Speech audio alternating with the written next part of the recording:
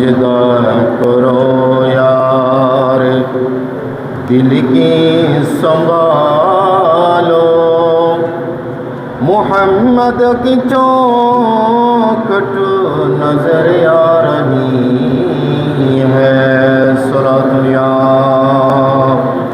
رسول اللہ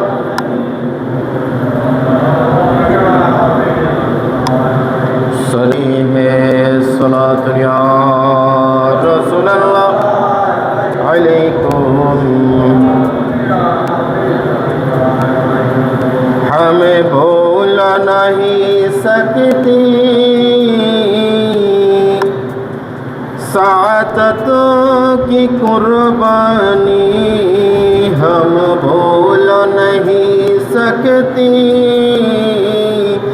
سعادت کی قربانی دربار ایسی دو میں ہم یہ بات سناتے ہیں صلاۃ یا رسول اللہ علیکم تیرے قدموں میں آنا میرا کام کا ہے تیری قدموں میں آنا میرا کام کا ہے میری قسمت جگانا تیرا کام ہے صلاۃ یا رسول اللہ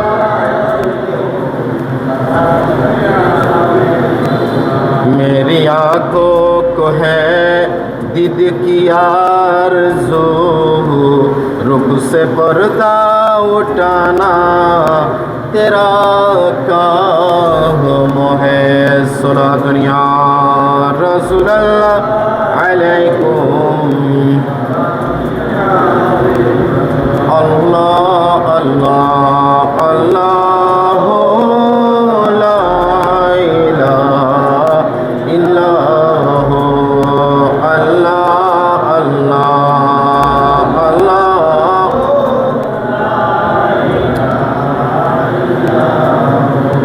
اعوذ باللہ من الشیطان الرجیم ببرکۃ بسم اللہ الرحمن الرحیم فقال اللہ تعالی فی القرآن الحکیم یا ایہا الذین آمنوا اذکروا نعمت اللہ علیکم اذ جاءتکم جنود فارسلنا علیہم ریحا وجنودا لم تروها وكان الله بما تعملون بصيرا صدق الله العظيم وبلغنا رسوله النبي الحبيب الكريم ونحن على ذلك من الشاهدين والشاكرين رب صل وسلم وبارك عليه উপস্থিত অত্র মসজিদের সর্বস্তরের আমার শ্রদ্ধাভাজন মুরব্বিয়ান ইকরাম মুসল্লিয়ান ইজাম সকলকে আন্তরিক মোবারকবাদ এবং সালাম পেশ করছি আল্লাহ সুবহানাহু ওয়া তাআলার দরবারে লাখ কোটি শুকরিয়া আদায় করছি যেই মহান রব্বুল আলামিন আহকামুল হাকিমিন ইয়াউমুল মুমিনিন ইয়াউমুল জুমআ এই জুমার মতো একটি পবিত্র দিনে আমাদেরকে আল্লাহর ঘরে হাজিরি দেওয়ার সুযোগ করে দিয়েছেন উচ্চ আওয়াজে বলে আলহামদুলিল্লাহ সালাতু সালামের নজরানা হাদিয়া পেশ করছি দু জাহানের বাদশা নবী আমাদের সকলের প্রাণের নবী আকে নামদার মুহাম্মদুর রাসূলুল্লাহ সাল্লাল্লাহু আলাইহি ওয়াসাল্লামের সূর্যে গম্ভীরে সমস্ত সাহাবায়ে কিরাম রাদিয়াল্লাহু তাআলা আনহুম ওনাদেরকে শ্রদ্ধা ভরে স্মরণ করছি হযরতে বখশা আলী ফকির রহমতুল্লাহ আলাইহির মাজারে সালাম পেশ করে আপনাদের দীর্ঘায়ু কামনা করছি যারা আজকের বয়ান শুনছেন আল্লাহ সুবহানাহু ওয়া তাআলা এই বয়ান শোনার মধ্য দিয়ে যেন আমাদের জীবনকে পরিবর্তন করার আল্লাহ সুযোগ দান করেন জোরে বলে আমিন সূরা আহজাবের 9 নম্বর আয়াত কারীমা আপনাদের সামনে তেলাওয়াত করেছি এই আয়াতে আল্লাহ সুবহানাহু ওয়া তাআলা আমাদেরকে ঘোষণা করছেন ইয়া আইয়ুহাল্লাযীনা আমানু উযকুরু নি'মাতাল্লাহি আলাইকুম হে আমার মুমিন বান্দারা তোমরা স্মরণ করো যখন আমি তোমাদেরকে নিয়ামত দান করেছিলাম ইয জাআতকুম জুনুদুন, কাফের মুশরিক বেদুইনরা যখন আপনাদের উপর যখন আক্রমণ করার জন্য তারা যখন প্রস্তুতি গ্রহণ করল, ঠিক এমন সময়ে আমি রব্বুল আলামিন আপনাদেরকে রক্ষা করার জন্য যেই সহযোগিতা আপনাদেরকে দিয়েছিলাম ওই নিয়ামতের কথা তোমরা স্মরণ করো। জুড়ে বলি সুবহানাল্লাহ। আল্লাহ নিয়ামতের কথা স্মরণ করতে বলেছেন। নিয়ামতের কথা স্মরণ করা, নিয়ামতের কথা বলা, এটা আল্লাহ পছন্দ করেন। আল্লাহ যে নিয়ামত দিয়েছেন সেই নিয়ামতের কথা যদি বান্দারা চর্চা করে, আল্লাহ বলেন নিয়ামতকে আরো বহু গুণে আমি বাড়িয়ে দেব। জুড়ে বলি সুবহানাল্লাহ।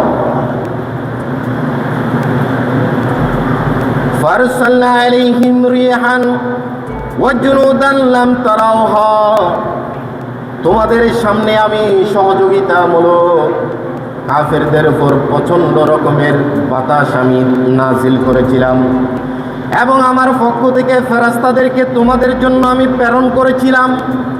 লাম তারাউহা, ওই ফেরেশতাদেরকে তোমরা কখনো দেখো নাই।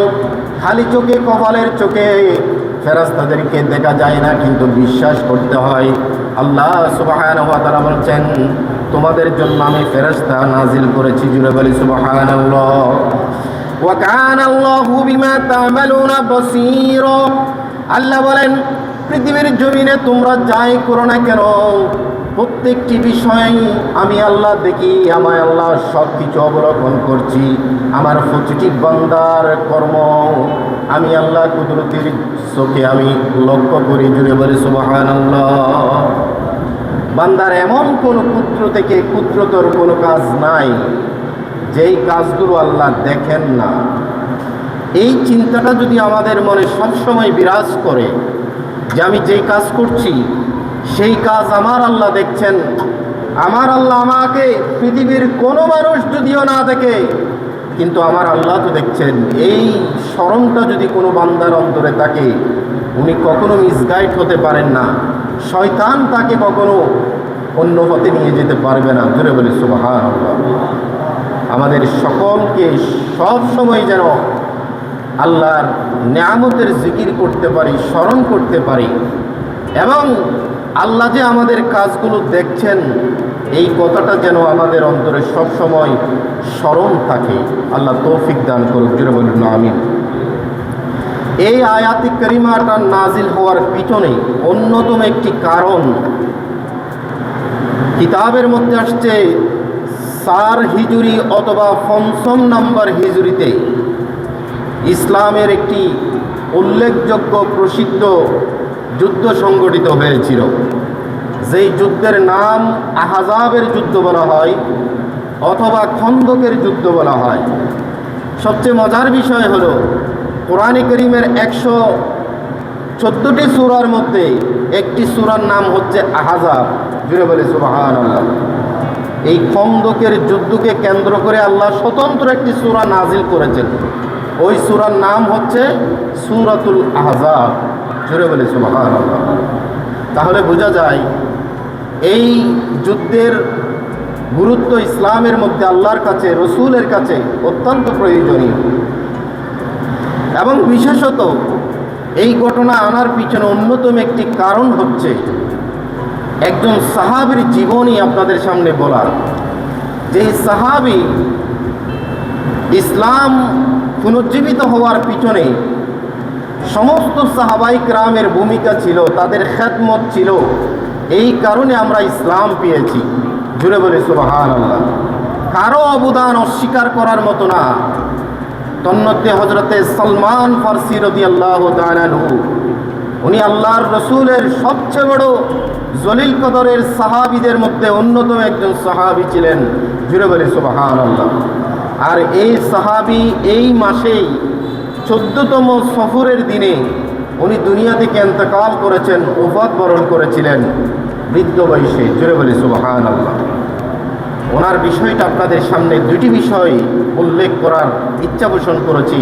আল্লাহ আমাদেরকে এগুলো বোঝার, শ্রবণ করার এবং সাহাবাই কেরামের জীবনী আলোচনার মধ্য দিয়ে আমাদের জীবনকে আলোকিত করার আল্লাহ তৌফিক দান করুক। জোরে বলেন আমিন। সময় সংক্ষেপ, সেজন্য আমার মূল আলোচনার দিকে আমি যাচ্ছি। হযরতে সালমান ফারসি রাদিয়াল্লাহু তাআলা আনহু, উনি যে ইসলাম ধর্ম গ্রহণ করেছিলেন, এই ইসলাম ধর্ম গ্রহণ করার পিছনে অন্যতম একটি কারণ, গুরুত্বপূর্ণ একটি বিষয় সেখানে লুকায়িত আছে। ওনার বাবা ছিলেন একজন মূর্তি পূজক, অগ্নি পূজা করতেন, এবং অগ্নি পূজা করার যারা অগ্নি পূজা করত তৎকালীন যুগে সবচেয়ে প্রসিদ্ধ ছিলেন হযরতে সালমান ফারসি রাদিয়াল্লাহু তাআলা আনহুর আব্বাজান। এবং সালমান ফারসি রাদিয়াল্লাহু তাআলা আনহুকেও উনি অগ্নি পূজা করার জন্য বাধ্য করতেন। জুড়ে বলি নাউজুবিল্লাহ। ওনাকে ঘরের মধ্যে আটকে রাখতেন, বাইরে কোথাও যেতে দিতেন না, এবং ছোট্ট বয়স থেকে তাকে অগ্নি পূজা করার জন্য প্র্যাকটিস করছিলেন। হযরতে সালমান ফারসি রাদিয়াল্লাহু তাআলা আনহু বলছেন, আমার আব্বা যেহেতু আমাকে ওইদিকে প্র্যাকটিস করছেন, সাধারণত ছোট্ট নাবালক হিসেবে আমি তো ওইদিকেই ধাবিত হব। আস্তে আস্তে অগ্নি পূজার দিকে আমি ধাবিত হচ্ছিলাম। জুড়ে বলি নাউজুবিল্লাহ। এবং অগ্নি পূজাকে আমি ভালোবাসতে শুরু করলাম। এক সময় আমি অগ্নি পূজাকে এমন ভালোবাসতে শুরু করেছি যে সারাদিন একটা মিনিটের জন্য আমি অগ্নি পূজাটা বন্ধ করতাম না এবং আগুন নিভাতাম না। প্রতিটি মুহূর্তে আগুন জ্বালিয়ে রাখতাম পূজা করার জন্য। জুড়ে বলি নাউজুবিল্লাহ। এই জন্য আল্লাহ রাসূল সাল্লাল্লাহু আলাইহি ওয়াসাল্লাম বলেছেন যে বনি আদম মানুষ জন্মগ্রহণ করার পরে সমস্ত মানুষ, সে খ্রিস্টান হোক, সে ইহুদি হোক, সে হিন্দু হোক, সমস্ত নাবালক বাচ্চারা জন্মগ্রহণ করার পরে তারা ইসলামের স্বভাবের উপরেই তারা জন্ম লাভ করে। জুড়ে বলে সুবহানাল্লাহ। কিন্তু তাদের বাবা, তাদের মা তাদেরকে কাউকে নাসারা বানায়, কাউকে ইহুদি বানায়, কাউকে খ্রিস্টান বানায়, কিন্তু মূলত সে জন্ম লাভ করে ইসলাম ধর্মের উপর। জুড়ে বলে সুবহানাল্লাহ। এই কথাটা বলেছেন আমার রাসূল পাক সাল্লাল্লাহু আলাইহি ওয়াসাল্লাম। সেখান থেকে বুঝতে পারছি হযরতে সালমান ফারসি রাদিয়াল্লাহু তাআলা আনহুকে মিসগাইড করে ওনার বাবা অগ্নি পূজাকের দিকে তাকে ধাবিত করেছিলেন এবং অগ্নি পূজা করতে লাগলেন। একদিন একটা দুর্গার মধ্যে উনি অগ্নি পূজা করার জন্য যেতে পারেন নাই, ওনার কাজ ছিল। তখন তার সন্তান হযরতে সালমান ফারসি রাদিয়াল্লাহু তাআলা আনহু রাসূলের সাহাবীকে নির্দেশ দিলেন, বাবা যাও, তুমি গিয়ে সেখানে আগুন ধরাও, সেখানে পূজা করো, আমার কাজ আছে, আমার আজকে ব্যস্ততার সময়। তখন বাবার নির্দেশ শোনার জন্য উনি ওই দুর্গার মধ্যে গেলেন এবং সেখানে আগুন প্রজ্বলিত করলেন। আগুন প্রজ্বলিত করে অনেকক্ষণ পূজা টুজা করলেন। করার পরে উনি পাশে দেখলেন একটা খ্রিস্টানের গির্জা দেখা যাচ্ছে। সেই গির্জার মধ্যে নাসারা যারা, তারাও তাদের ধর্ম অনুসারে নামাজ পড়ে, কালাম করে। তাদের নামাজও অনেকটা আমাদের নামাজের সুরতের মতো। সালমান ফারসি রাদিয়াল্লাহু তাআলা আনহু সেই দৃশ্যটা দেখে তার মনের মধ্যে আকর্ষণ জাগলো। তারা যখন তসবিহ পড়ছে, জিকির করছে, তখন তার কাছে সেটা ভালো লাগলো। তিনি সেই খ্রিস্টানদের গির্জায় চলে গেলেন। এটা ছিল তার জীবনের একটা পরিবর্তনের প্রথম দিক। উনি যখন সেখানে গেলেন, সেখানে যিনি পাদ্রী ছিলেন, খ্রিস্টানদের প্রধান, আমাদের মসজিদও যেমন একজন ইমাম থাকেন, খতিব থাকেন, তাদের ধর্মেরও এক একজন প্রধান থাকেন, তাদেরকে পাদ্রী বলা হয়। তাদের সাথে তিনি সাক্ষাৎ করলেন এবং সাক্ষাৎ করে উনি তাকে বললেন যে আপনাদের এই কার্যকলাপ আমার কাছে খুবই ভালো লাগলো। আমি মনে হচ্ছে আপনাদের এই ধর্মের মতো উত্তম আফজল ধর্ম পৃথিবীতে আর নাই। এটা প্রাথমিক ওনার ধারণা হযরতে সালমান ফারসি রাদিয়াল্লাহু তাআলা আনহু। আল্লাহ কাকে, কোন বান্দাকে কিভাবে হেদায়েত দান করেন এটা পৃথিবীর কোনো মানুষ বলতে পারবে না। আবার কাকে কখন হেদায়েতের পথ থেকে আল্লাহ সরিয়ে দেন সেটাও বান্দা বলতে পারবে না। এই জন্য আল্লাহর কাছে চাইতে হবে, আল্লাহ আমাদেরকে সব সময় যেন হেদায়েতের পথে রাখেন। জুড়ে বলে সুবহানাল্লাহ। এই জন্য কোরআনে কারীম আল্লাহ সুবহানাহু ওয়া তাআলা বলেছেন, ইহদি মান ইয়াশাউ ওয়া মান ইউদলিলহু ফালা হাদিয়া লাহু। আল্লাহ যাকে হেদায়েত দান করেন তাকে পথভ্রষ্ট করার কেউ নাই, আল্লাহ যাকে পথভ্রষ্ট করেন তাকে হেদায়েত করারও কেউ নাই। জুড়ে বলি সব সুবহানাল্লাহ। সব কিছু নির্ভর করে স্বয়ং আল্লাহর উপর। সালমান ফারসি রাদিয়াল্লাহু তাআলা আনহু ওই ফাদরির কাছে গিয়ে তিনি তার আশা ভরসাগুলো তিনি ব্যক্ত করলেন এবং বললেন, আপনি আমাকে পথ প্রদর্শন করুন, আমি আপনার সাথে থাকতে চাই। এখানে নাসারা ধর্ম, খ্রিস্টান ধর্ম গ্রহণ করে আমি আমার জীবনকে আলোকিত করতে চাই। জুড়ে বলি নাউজুবিল্লাহ। সালাতুন ইয়া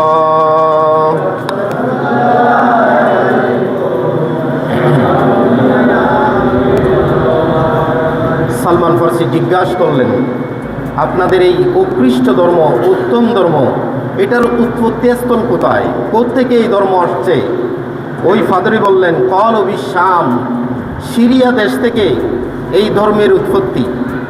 সালমান ফারসি রাদিয়াল্লাহু তাআলা সিদ্ধান্ত নিলেন, যেই জায়গা থেকে এই ধর্মের উৎপত্তি আমি ওই জায়গায় যাব, সফর করব, ওখানে গিয়ে সবচেয়ে বড় ফাদরি যিনি, ওনার সাথে আমি সাক্ষাৎ করব। তখন তিনি ইদা কাদিমা আলাইকুম রাকিবা মিনাস শামে ফাখবরানি ফাকাদিমা আলাইহিম তিজারুন মিনান নাসারা, উনি তখন ওই সিরিয়ার দিকে গমন করলেন।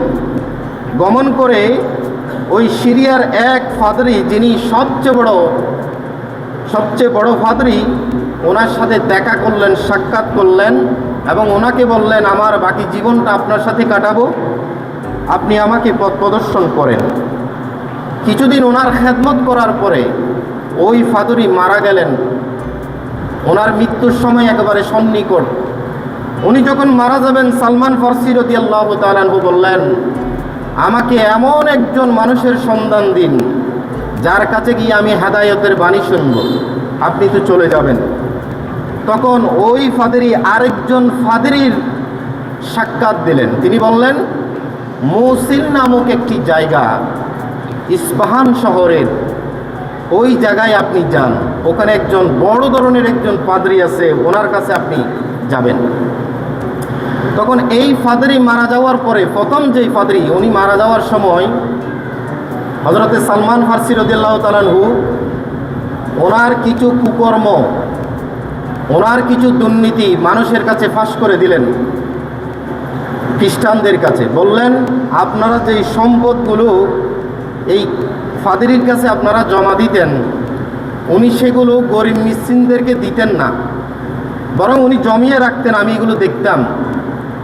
তখন উনি একটা জায়গা চিহ্নিত করে দিলেন। দেখা গেল ওই মাটি যখন করলো, 60টি কলসি ভরা স্বর্ণ মুদ্রা সেখানে জমা রেখেছে। এই ফাদরি নিজের কাজেই ব্যবহার করত, গরিব দুঃখী মানুষকে দিত না। জুড়ে বলি নাউজুবিল্লাহ। আমানতের খেয়ানত যাকে বলা হয়। হযরতে সালমান ফারসি রাদিয়াল্লাহু তাআলা যখন তাকে এই কাজটা দেখিয়ে দিলেন, পরবর্তীতে এই ফাদরিকে আর কবর দেওয়া হয়নি, তাকে গাছের সাথে লটকিয়ে তাকে শাস্তি দেওয়া হলো। এবং পরবর্তীতে মৌসিল নামক জায়গায় গিয়ে আরেকজন ফাদরির সাথে সাক্ষাৎ হলো হযরতে সালমান ফারসি রাদিয়াল্লাহু তাআলা আনহুর সাথে। ওনারও কিছুদিন খেদমত করার পরে উনিও যখন মৃত্যুর কাছাকাছি যাবেন, এমন সময়ে হযরতে সালমান ফারসি বললেন, আপনি আমাকে আরেকজন মানুষের সন্ধান দিন যার কাছে গিয়ে আমি এই ধর্মকে চর্চা করব। তখন ওই ফাদরি মারার আগে তিনি বলেছিলেন, নসিবিন নামক একটি জায়গা আছে, ওই জায়গায় যদি আপনি যান তাহলে আপনি একজন ফাদরির দেখা পাবেন, ওনার খেদমত আপনি করেন।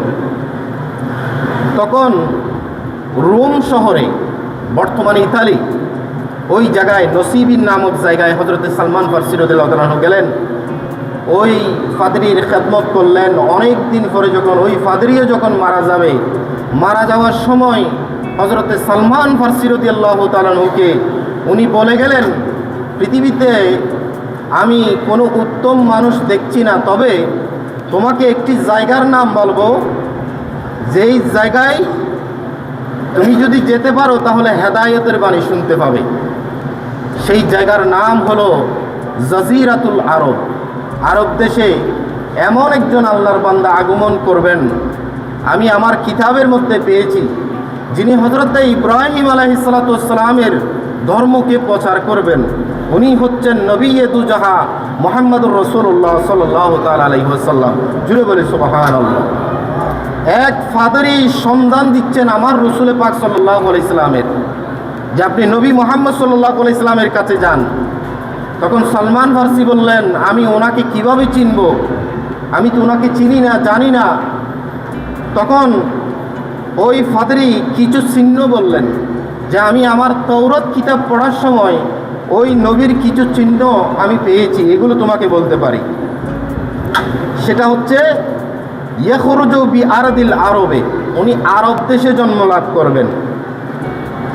তারপরে ইলা আরদিন হুররাতাইনে বাইনাহুমা নাখলুন, ওই জায়গাটা থাকবে খুব উত্তপ্ত মরুভূমি সিস্টেমের, এবং সেই মরুভূমিতে কিছু গাছ থাকবে, শুধুমাত্র খেজুর গাছেই।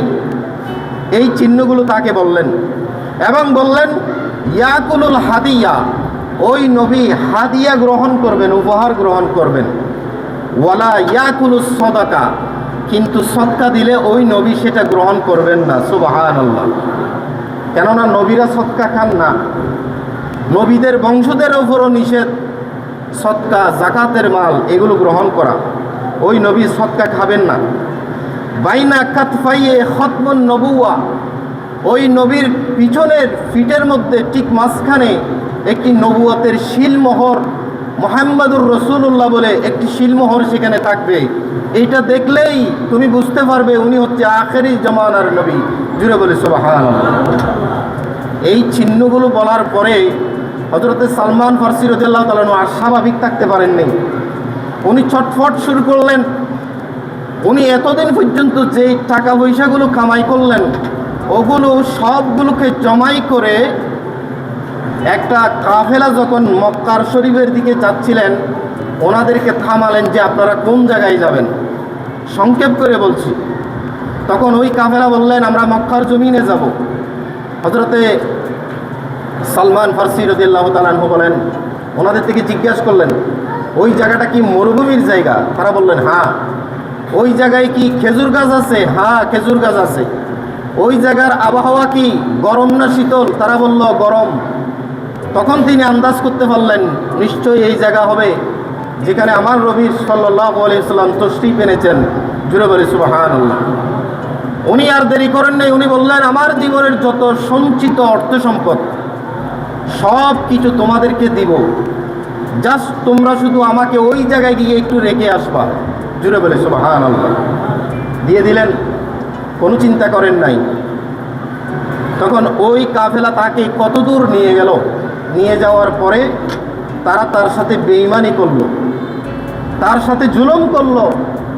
হযরতে সালমান ফারসি রাদিয়াল্লাহু তাআলা আনহুকে তার গন্তব্যে নামিয়ে না দিয়ে তারা আরেকজনের কাছে তাকে বিক্রি করে দিল, আরেক ইহুদির কাছে। জালেম ইহুদি, যে মানুষকে অত্যাচার করে, এই ধরনের ইহুদির কাছে তাকে বিক্রি করে দিল। জুড়ে বলি নাউজুবিল্লাহ। এরপরও তিনি হাল ছাড়লেন না, বুকের মধ্যে আশা বাঁধলেন কখন আখেরি নবীকে আমি দেখব। জুড়ে বলি সুবহানাল্লাহ। মালিকের অর্ডার পালন করতে লাগলেন, কাজ করতে লাগলেন, এবং খেজুর গাছে উঠে উঠে তিনি কষ্ট করতে লাগলেন।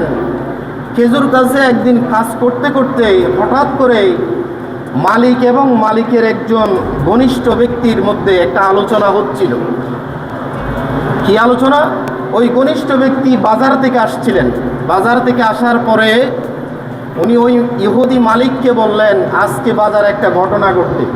সেই ঘটনা কি? আমরা অপরিচিত একজন মানুষকে লক্ষ্য করলাম, যিনি এক আল্লাহর দাওয়াত দিচ্ছেন, কালিমার দাওয়াত দিচ্ছেন, যার দাওয়াতের সাথে আমাদের আগের কোনো ধর্মের মিল নাই। এই ধরনের ব্যক্তিকে আমরা দেখতে পেলাম। এই আলোচনাটা দূর থেকে খেয়াল করছিলেন হযরতে সালমান ফারসি রাদিয়াল্লাহু তাআলা আনহু। জুড়ে বলে সুবহানাল্লাহ। বেশিক্ষণ দেরি করে নাই, খেজুর গাছ থেকে ছট করে নেমে পড়লেন এবং নেমে ওই ইহুদিকে জিজ্ঞাসা করলেন, ইহুদির যিনি ঘনিষ্ঠ ব্যক্তি তার থেকে জিজ্ঞাসা করলেন আপনারা কি আলোচনা করছিলেন, আমাকে যদি একটু বলেন। তখন ইহুদি মালিক রাগান্বিত হয়ে গেলেন। তিনি বলছেন তোমার কাজ তুমি করো, আমাদের আলোচনা শোনার তোমার অধিকার নাই। তখন এরপরও তিনি নাচুরবান্দা, তারপরও জিজ্ঞাসা করছিলেন আমাকে যদি একটু শেয়ার করেন, আপনাদের কথাটা হয়তো আমার জীবনে পরিবর্তন আনবে। তখন ইহুদি বারবার বলাতে তিনি ক্ষিপ্ত হলেন, রাগান্বিত হয়ে হযরতে সালমান ফারসি রাদিয়াল্লাহু তাআলা আনহুকে গালে আঘাত করলেন, শরীরে আঘাত করলেন, বিভিন্ন জায়গায় তাকে মারাত্মকভাবে জখম করলেন। এরপরও হযরতে সালমান ফারসি রাদিয়াল্লাহু তাআলা আনহু হাল ছাড়ে নাই। জুড়ে বলে সুবহানাল্লাহ। মালিক যখন তাকে মারার পরে যখন বাড়িতে চলে গেল, ওই মালিকের যিনি আত্মীয় তার থেকে জিজ্ঞাসা করলেন যে তোমাকে আমার যে পারিশ্রমিক আছে এই পারিশ্রমিকগুলো তোমাকে আমি দিব, কিন্তু যে আলোচনাটা তুমি করছিলা ওই আলোচনাটা আবার আমাকে একটু শোনাও। সেই আলোচনা ছিল আমার নবীর আলোচনা। জুড়ে বলি সুবহানাল্লাহ। উনি এরপরে একটু দর্শে করেন সালাতুনিয়া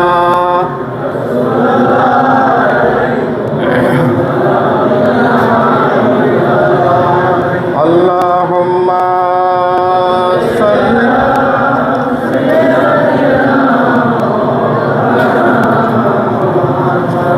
ওয়া আলা আলি সাইয়্যিদ।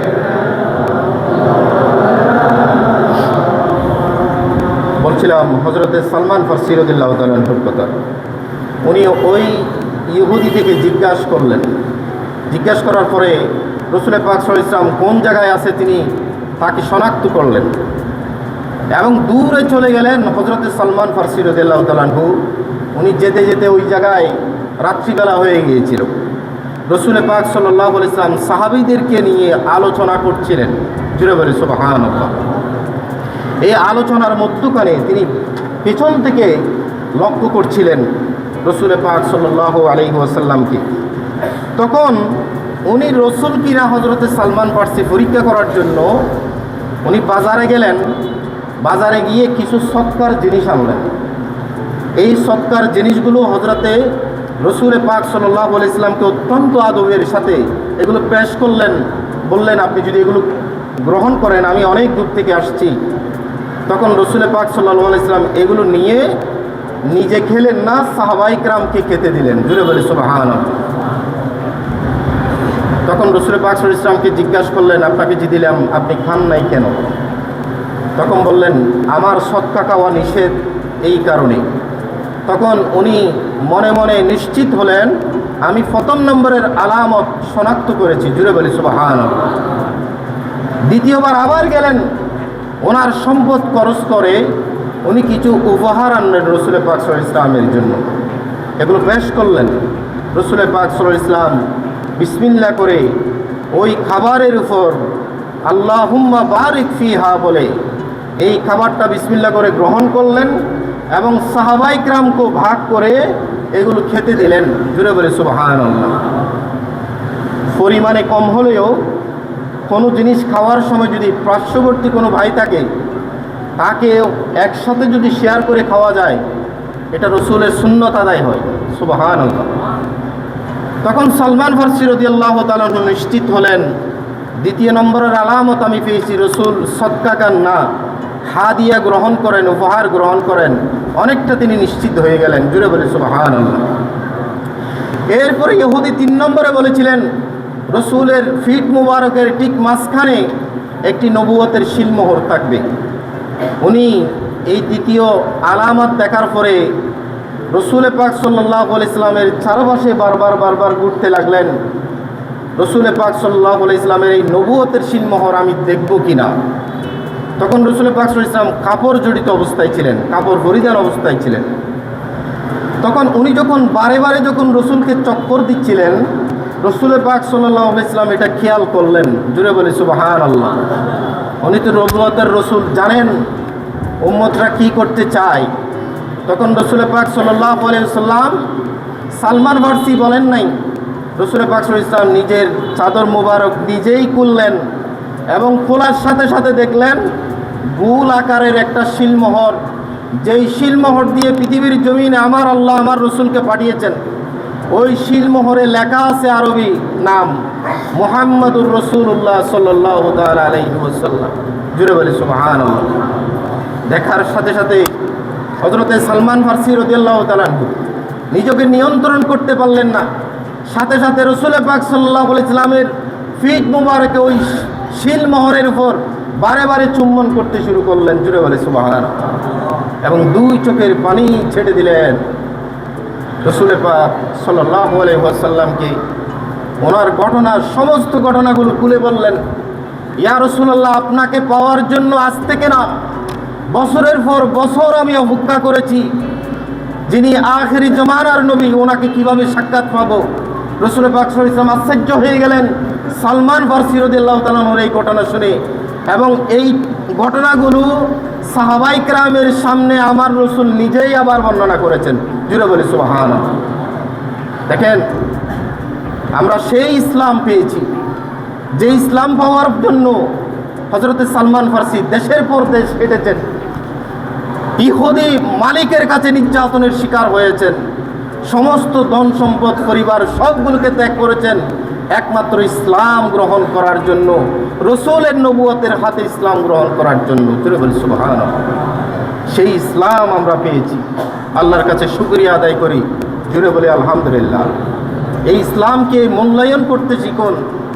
আল্লাহ যে আপনার আমার বাবার ঘরে কালিমা পড়ার যে একটা সুযোগ আমাদেরকে করে দিয়েছেন, এটা বড় বিষয়, বড় শুকরিয়া আদায় করার বিষয়। আল্লাহ আমাদেরকে কবুল করুক। জুড়ে বলুন না আমি। হযরত সালমান ফারসি উনি এমন এক সাহাবী ছিলেন যার অন্যতম একটি অবদান না বললেই নয়, এটা বলতে পারবেন না কখনো। খন্দকের যুদ্ধ, মদিনা শরীফে রসুল পাক সাল্লাল্লাহু আলাইহি ওয়াসাল্লাম যখন অবস্থান করছিলেন, মদিনার তিন দিকে পাহাড়ে ঘেরা বন জঙ্গল, আর একদিকে উত্তর পাশে খোলা ছিল। ওইদিকে কাফের মুশরিকরা, অর্থাৎ কাফের বলতে গাফতান গোত্রের ইহুদিরা, কোরাইশরা এবং বনু কোরাইজার গোত্রের লোকেরা, তারা সবাই মিলে রসুল পাক সাল্লাল্লাহু আলাইহি ওয়াসাল্লামের উপর এবং মুসলমানদের উপর আক্রমণ করার জন্য তারা সিদ্ধান্ত গ্রহণ করলো। জুড়ে বলি নাউজুবিল্লাহ। এই খবর রসুল পাক সাল্লাল্লাহু আলাইহি ওয়াসাল্লাম যারা গুপ্তচর রেখেছিলেন তাদের কাছে খবর পেয়েছিলেন যে মক্কার কুরাইশরা আপনাদের উপর কী করবে, আক্রমণ করবে। এমনকি মদিনায়ও যারা ইহুদি ছিল তারাও মক্কার কাফেরদেরকে তারা উৎসাহিত করেছে যে মক্কা থেকে যদি মদিনায় যদি তোমরা আক্রমণ করো, আমরাও তোমাদেরকে সহযোগিতা করব, কিন্তু ইসলামকে নিশ্চিহ্ন করা চায়। জুড়ে বলি নাউজুবিল্লাহ। আমাদের দেশেও অনেকে আছে, থাকে বাংলাদেশে, খায় বাংলাদেশে, কিন্তু গুণাগান করে ইন্ডিয়ার। এরকম মানুষ আছে না নাই? আছে, দেখবেন। আমি নিজে শুনেছি, বাস্তব। অনেকক্ষণ আমি আফসোস করেছি, নিজ মাতৃভূমিতে থাকেন, এখানেই খান, কিন্তু গুণাগান করেন ইন্ডিয়ার। এটা তো কখনো শোভা পায় না। রসুল পাক সাল্লাল্লাহু আলাইহি ওয়াসাল্লাম তো এটা শিক্ষা দেন নাই। রসুল আপন মাতৃভূমিকে ভালোবাসতে আমাদেরকে শিক্ষা দিয়েছেন। জুড়ে বলি সুবহানাল্লাহ। তখন এই তিন দিকে আক্রমণ করার কোনো সুযোগ ছিল না। একটা দিকে, উত্তর দিকে, মদিনার উত্তর দিকে একটা জায়গা খোলা ছিল, ওই জায়গায় আক্রমণ করার জন্য মনস্থির করলো কাফেররা। ইতিমধ্যে বড় বড় সাহাবায়ে কেরামকে নিয়ে রসুল পাক সাল্লাল্লাহু আলাইহি ওয়াসাল্লাম পরামর্শ সভা করলেন। ওই পরামর্শ সভায় এক একজন এক একটা পরামর্শ দিয়েছে। কেউ বলছে আমরা মদিনার বাইরে গিয়ে তাদের সাথে আমরা আক্রমণ করব, তারা মদিনায় আক্রমণ করার আর সুযোগ পাবে না। এক একজন এক এক সাহাবী পরামর্শ দিলেন। হযরত সালমান ফারসি রাদিয়াল্লাহু তাআলা আনহু উনি পরামর্শ দিলেন, ইয়া রাসূলুল্লাহ, আমি ফরাসি জায়গার মানুষ, ওই জায়গায় একটি যুদ্ধ পরিচালনা করার সময় আমি আমার জায়গার চারদিকে আমি খাল খনন করে শত্রুদের থেকে আমি রক্ষা পেয়েছিলাম। জুড়ে বলি সুবহানাল্লাহ। আমরা চাইলে মদিনারও যদি একটা দিক যদি খাল খনন করতে পারি, তাহলে সরাসরি কাফেররা আমাদেরকে আক্রমণ করতে পারবে না, আমরা বেঁচে যাব। এই পরামর্শটা রসুলের কাছে পছন্দ হয়েছে। সুবহানাল্লাহ। রসুল পাক সাল্লাল্লাহু আলাইহি ওয়াসাল্লাম নির্দেশ দিলেন, আমার সালমান ফারসি যেভাবে পরামর্শ দিয়েছে সেভাবেই তোমরা কাজ করো। তখন প্রায় অনেক দিন যাবৎ কষ্ট পরিশ্রম করে ফেটে ফাতর বেঁধে সাহাবায়ে কেরামের কাছে কোনো খাবার দাবার ছিল না, এমন কষ্ট পরিশ্রম করে তারা এই খাল খনন করে প্রায় 15 থেকে 24 দিন পর্যন্ত কাফেররা মদিনা থেকে মুসলমানদের থেকে বাইরে বের হতে দেয়নি, অবরোধ করে রেখেছিল তারা। এবং মুসলমানরা খাদ্য সংকটে ভুগ করছিল, বাইরে যেতে পারছে না, ব্যবসা বাণিজ্য করতে পারছে না।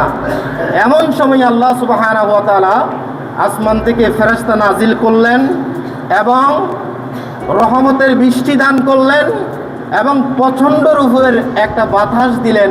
কাফেরদের ভিতরে যাতে মনের মধ্যে একটা ভয় সৃষ্টি হয়। জুড়ে বলে সুবহানাল্লাহ। ঠিক 24 দিন পরে কাফেররা বাধ্য হলেন তারা যুদ্ধ না করে মক্কায় ফিরে যাবে এবং মদিনা যথাযথভাবে নিরাপত্তা লাভ করেছে হযরতে সালমান ফারসি রাদিয়াল্লাহু তাআলা আনহু পরামর্শের মাধ্যমে। জুড়ে বলি সুবহানাল্লাহ। এই সাহাবী, এই বুজুর্গ সাহাবী এই মাসে ইন্তেকাল করেছেন। আমরা দোয়া করব এবং ওনার উসিলা দিয়ে আল্লাহর কাছে যদি দোয়া করা হয় আল্লাহ অবশ্যই দোয়া কবুল করবেন। ওমা আলাইনা ইল্লাল বালাগ। এবং একটা মাসলা বলে আপনাদেরকে শেষ করি। সেই মাসলাটা হলো, এই জায়গায় আমি অনেকবার বিবাহের আগ্রহ করেছি, কিন্তু আমি অনেকবার মাসলাটা বলেছি, এরপরও আপনারা বারবার ভুল করেন। সেই ভুলটা হলো, আপনারা আসরের পরে আগদের অনুষ্ঠান করেন, ভালো কথা, কিন্তু নামাজ পড়ার আগেই ফোনে পক্ষ থেকে আপনার এজেন্টটা আপনারা নিয়ে আসেন না, এখানে আসেন, এরপরে দৌড়াদৌড়ি করেন। অথচ আপনারা যত আত্মীয় স্বজন এখানে উপস্থিত হন দুনো ফ্যামিলির পক্ষ থেকে, একজনেরও প্রয়োজন নাই। যদি দুইজন সাক্ষী একজন উকিল থাকে বিবাহ সম্পন্ন।